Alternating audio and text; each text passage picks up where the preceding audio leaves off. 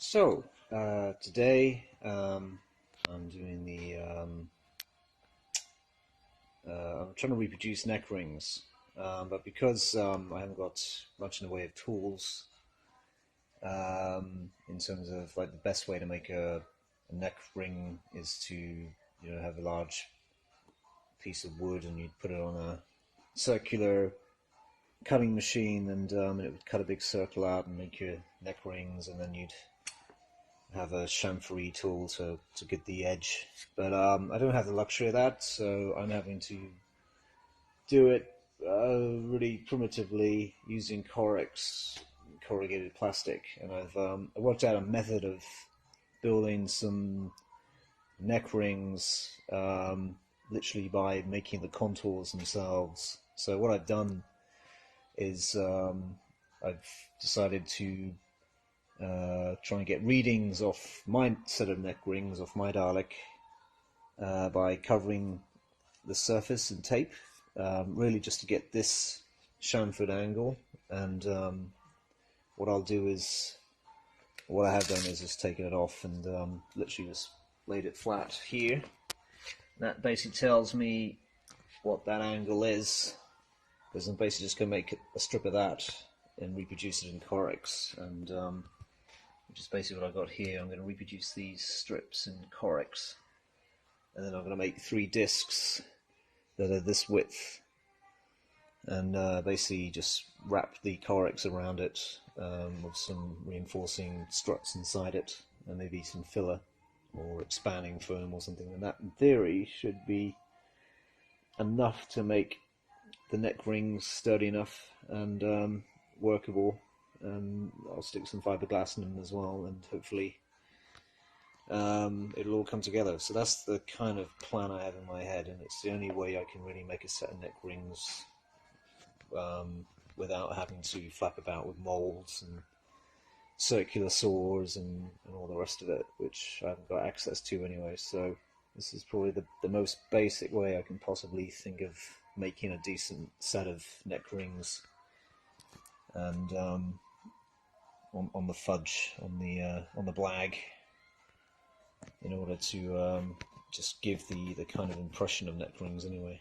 So that's the plan. So now I'm going to take these home and put them onto Corex and then cut them out and stick them onto the rings, which I'm going to make as well. And hopefully I'll have a set of neck rings made out of Corex, so we shall see. There's my Corex neck rings, or at least the basics of them, made out of corrugated plastic, the Corex. At the moment they're very flimsy because they've got no width to them, so they're taking me just like a couple of hours to cut them out and get them measured up correctly, because what I'm going to do now is use this piece of Corex to make the sides, and which go around the edges. You know, that edge, that beveled edge that goes around the sides, and that will give it strength. And maybe some support beams or something.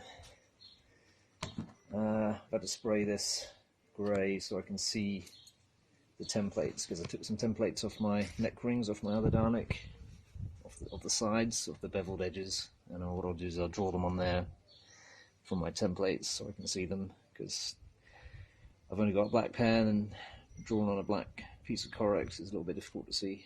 So that's the plan. And then I'll wrap it around these sides of these neck rings and see how it works. But I should have enough. I think I've got enough anyway. I think it's 4 sections to a neck ring that I've measured. So like a section of this strip would go around 4 times. I should have loads of Corex there to do the trick. So anyway, here goes. And the madness continues. So I'm basically making these neck ring sides. So basically I've just been going around this ring and adding the edges, such as the beveled edge. So basically these strips are taken off my other Dalek, which already has a beveled neck ring, and I took the readings, as I call them, off each neck ring. So as you can see, they're numbered each. Like that says number 3, and that one says top, and that one says 2 or mid. And that corresponds to the chamfer on each of those neck rings, which is 45 degrees. And that way I can then use these templates and put them onto this plastic Corex stuff, and essentially get the same effect, which is basically what I got here. I've got this nice chamfer running along here, and then I've just got to put on the inside. So it's kind of like building like a guitar, an acoustic guitar or something. You've got the front and the back, and you've got the sides. So I've basically just been going around gluing it all in with glue gun, and I'm just using some strips such as these to go on the inside of the ring. And it's all very Blue Peter for those who are old enough to remember Blue Peter. But basically just taping them on like that, and just kind of giving it reinforcement on the back, kind of thing, stuff like that. Just going along like that and building up the edges, and essentially just giving it a three-dimensional aspect all the way along, and then sticking in a few of these kind of bulkhead plates to essentially give it a bit more strength before I finish off the whole lot with fiberglass and some expanding foam or whatever. So that's basically what I'm doing with this. This is the amount of effort I have to put into just making neck rings, and a lot of it's the effort you won't see when it's finally finished and painted. You'll just assume that they're made of blockwood. So I thought I'd document the hassle it is to make a neck ring when you don't have blockwood, and you're trying to achieve exactly the same effect. So this is really just to show people how much hassle it is to make a Corex neck ring, which I would not recommend unless you haven't got any other option. But you get a good result, that's for sure. It's just how much time you want to spend on it. I mean, it's taken me, I don't know, a couple of afternoons to get these neck rings put together. So it really depends on your building skills and how much time you're willing to put into it. My dog has already died from boredom, so she's not going to be helping me, that's for sure. So anyway, back to the grindstone thing.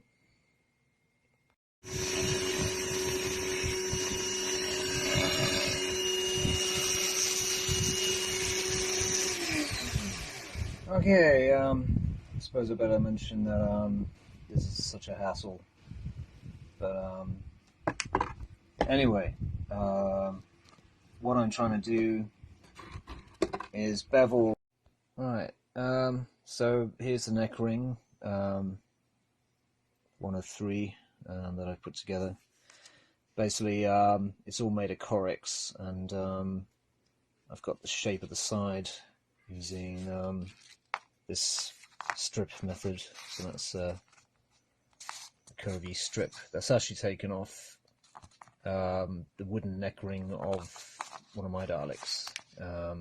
That was the only way I could work out how to get the curvature on the side there. So I basically stuck 4 of those all the way around this ring, and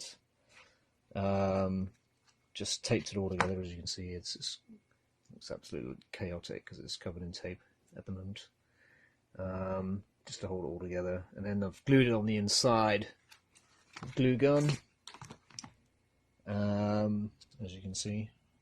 Oh, and I put these little bulkhead struts as well. I put 8 of those in, and they basically go in all the way around like that. There's one there, but I've just got those all the way around to give it a little bit of shape, and the tape helps as well. But I've got to take the tape off in a minute, see how it looks, and then later on, maybe tomorrow, I'll start fiberglassing, because it's probably still a little bit too wobbly, and I think I need to put fiberglass in there to give it a bit more strength, and maybe little bits of wood to fix the struts onto, and hopefully that will be enough to give it strength. And yeah, so anyway, we'll take the tape off and see how it all looks. Okay, there's one Corix neck ring. So I'm taking all the tape off, and yeah, it looks okay. Looks alright for what it is. So basically, it's just got the struts in place all the way around, and yeah, it's not bad. It's just a little bit flimsy, that's all. So it's very wibbly wobbly. So tomorrow, weather prevailing, once I've got the other two made, I'll start lining the inside of it with fiberglass. So what I'll do is put fiberglass matting all in these areas all the way around, and resin, and let that set. And then the final process will be to put expanding foam all the way around it, all the way around the inside, and then lay it flat on a piece of card with some weight on it to keep it all flat, with some grease on the cardboard so it doesn't stick to the cardboard, and then it will be pretty much done, and that should make it a lot stronger and durable, and it won't snap or anything, because I kind of realize that the neck rings are quite important, really, particularly if you're trying to lift the entire neck bin. You need to have a lot of strength in the neck rings themselves, because it's the thing that you tend to hold onto when you pick up the top part of the Dalek. So that's the plan anyway. So tomorrow I'm gonna finish off the other two, and then start fiberglassing the lot, and see how it all comes out. So anyway, one down, two to go. 3 neck rings. Still need to do loads of work on them, but time is running out today, so I'm going to carry on tomorrow. But at the moment they're all glued together, like so. I've even gone to the effort of putting little support struts next to the nicks, or whatever you want to call them, these bits where the uprights go in, because I'm going to put wood in there as well. And I just want to minimize any wobble with these uprights. Just try and make it as sturdy as possible. We're going to put in fiberglass tomorrow, just line the whole thing with fiberglass, and some little wood blocks so I can screw my uprights into them, and put some expanding foam in it, and hopefully that will be them done. So we shall carry on tomorrow, weather prevailing. So I do a classic John Carpenter shot of, well, all the tools I'm making or needing to make these neck rings. So all this stuff is just to make the neck rings, basically. There you go. Anyway, so neck rings. These are made of Corix, as I've already mentioned, and now I need to reinforce them, because they're only stuck together with glue gun, which doesn't behave terribly well in hot weather. So I imagine the client might be a bit upset if his Dalek melts in the summer heat, and also because it's black, it will really absorb the heat as well. So I'm going to line it with fiberglass. There was a fiberglass here, the actual matting stuff. So I'm going to chop that up and basically put it in these troughs that I've essentially created, and just put them, the fiberglass in there with the resin, and just put tons of resin everywhere, and just do that. And another feature is I've got these blocks here, these little wooden blocks, and they basically have little holes in them, and all they do really is sit in the gaps here, basically, because these are the uprights. So to explain, this is the neck bin that I'm building. That's like the side profile of it. Basically, these uprights need to attach to the neck ring, so they basically go in the slots like that, and basically with the little wooden blocks you can screw them in, and it should make it more secure. So that's kind of the plan anyway. So I'm just going to put loads of these blocks in, glue them in place, and then fiberglass the lot, and then these neck rings will be pretty much ready to go, and then I can just stick the uprights in them, and yeah, they should be almost ready. I'm also going to put some expanding foam to cover up the undersides, because it's supposed to be a solid ring, so I need to put some expanding foam in it as well. So basically that's what I'm going to try and get done today, but we'll see how far we get. So there's one of the neck rings with these little wooden blocks in place, which will help support the uprights when I put them in later. So now I'm just going to put loads of fiberglass on it. Start basically with resin in these channels and the resin, and just try to strengthen up the whole structure, and do that for the other two as well. So here goes. So what I've done is prepped the neck rings for fiberglassing. So I've cut out all these bits of matting, and I've just got them ready to go in the troughs, and then I'll add resin to them.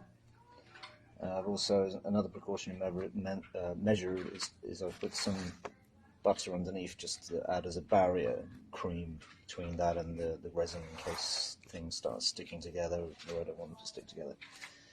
And I've done that pretty much for all of them, so they're all kind of sitting on top of each other like sandwiches, which also helps to keep them flat. And yeah, just gonna add the fiberglass now and just start working on it. Hopefully it won't get too messy, but generally it does tend to get very messy working with fiberglass on this kind of level where you don't have a proper workshop. Since I'm working in an alleyway, I'm just fortunate that the weather's pretty good and it's not too windy. Otherwise, alright. So this is like the third day working on the neck rings. So I've got them all fiberglass now. A lot stronger than they were.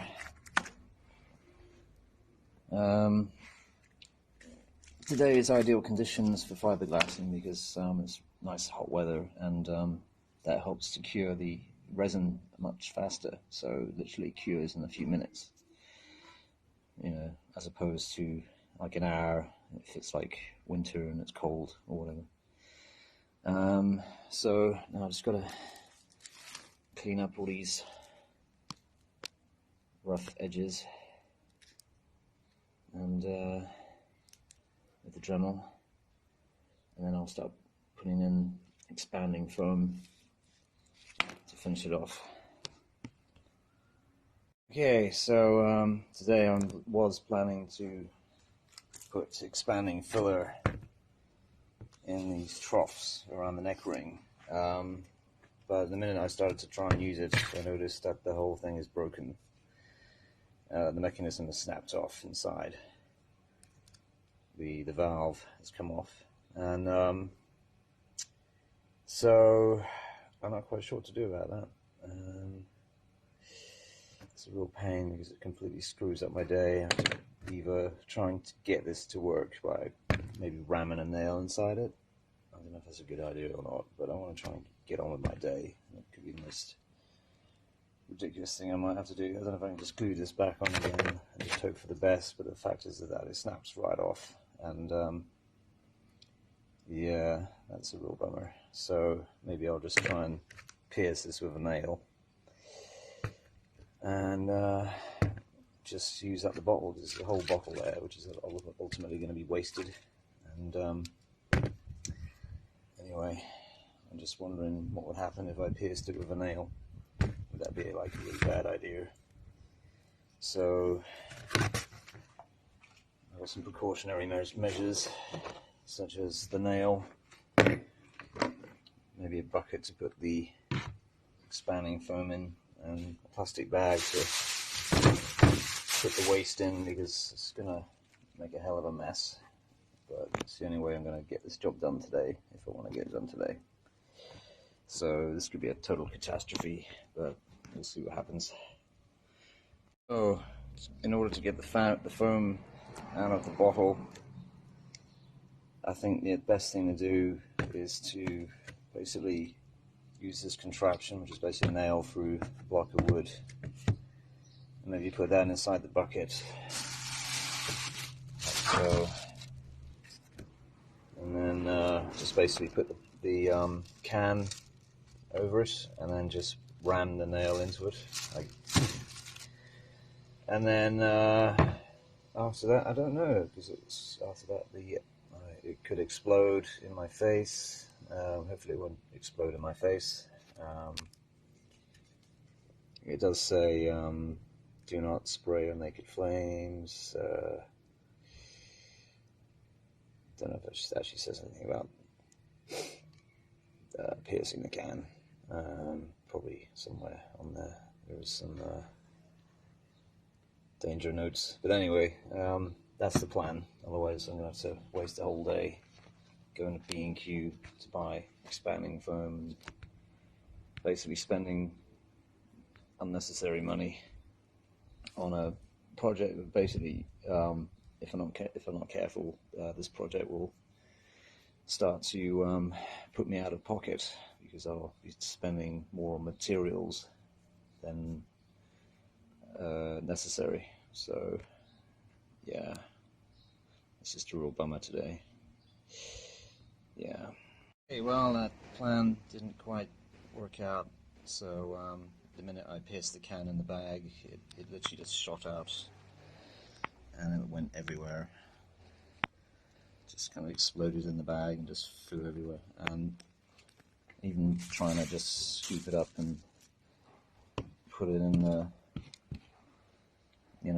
put it in the neck rings is not going to be feasible, because it's just too unwieldy. I think it reacts with air, so it's not going to work. And it just literally shot out into the bag, and the entire can's empty now. So maybe I used the nail was too large, perhaps. But yeah, it's just made a hell of a mess everywhere. So I guess I'm just going to have to go to B&Q and get another bottle, which is a bit annoying. But there you go. So I'm just going to wait for this stuff to dry and clean up the mess, I guess. Yeah. I bought a new can of expanding foam, which cost about £4. And I pretty much used up the entire lot on the 3 neck rings. So I've just put them on the cardboard with butter underneath them to hopefully act as a barrier. And I don't know, maybe I'll just let that set for a few hours and I guess see how it looks tomorrow or something. I don't know. But yeah, it's a bit of a tricky thing, expanding foam. You need to take oxygen to it to make it work, and trouble is I'm trying to seal a nice flush bottom underneath, so it may not cure properly, I don't know. But anyway, it is what it is. So okay, so I've left them overnight. And my idea of sandwiching them together didn't work out too well anyway. Maybe I should have just let them expand out, and then it might have been easier to cut them flat. Maybe, I don't know. But yeah, the whole expanding foam idea didn't quite work according to plan. I was hoping it would flush it, you know, like make a flush, nice flat surface in my sandwich method, but it didn't quite work because I basically had them all sandwiched together between these pieces of wood, cardboard, and yeah, just didn't really work. So the finish is awful. I don't really want to spend any more money on these neck rings, so I think I'm just going to have to try and shave off as much of this excess as possible with the hacksaw, and then just see what we've got at the end of it.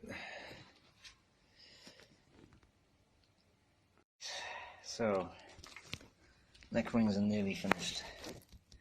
I basically chucked loads of resin to fill in all these holes where the expanding foam didn't really go in. So it's taken me the better part of 3 hours just to clean it up and fill all these holes of resin and sanding down and stuff. You know, it's a real pain, but it's looking a lot better than it was. So it's kind of passable now. So at least it has an underside now, and the tops are looking not too shabby. Just about doable. So and they're never going to be as good as proper neck rings, but yeah, it is what it is. It's made of Corex, and I haven't got much money to play with, so I'll have to do for now. Okay, I think I've taken the neck rings as far as I can get them. So the undersides are still much to be desired.